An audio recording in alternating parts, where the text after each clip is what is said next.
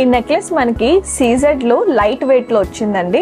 Design detailing చూసుకుంటే ఇక్కడ ఇది చూస్తున్నారు కదా, మనకి సీజెడ్ ఇచ్చారు అండ్ దాని కింద నా సర్కిల్ లాంటి షేప్ ఇచ్చి మధ్యలో రూబీస్ అయితే అటాచ్ చేశారు. అండ్ ఇక్కడ కూడా సేమ్ సీజెడ్ అయితే ఇచ్చారండి. ఇక్కడ సర్కిల్ లో మనకి ఎమరాల్డ్ అయితే ఫిక్స్ చేశారు. కింద పార్ట్ చూసుకుంటే మనకి డ్రాప్ షేప్ వచ్చింది. దాని చుట్టూరు మనకి సీజర్స్ ఇచ్చారు, మధ్యలో ఎమరాల్డ్ వచ్చింది. సో ఇదంతా ఒకలా ఉంటే అట్ సైడ్ డిజైన్ చాలా డిఫరెంట్ గా ఉంది. చూస్తున్నారా, ఇదంతా ఇక్కడ నుంచి పార్ట్ అంతా మనకి ఫ్లవర్స్ అయితే వచ్చాయండి. చాలా బ్యూటిఫుల్ గా ఉంది.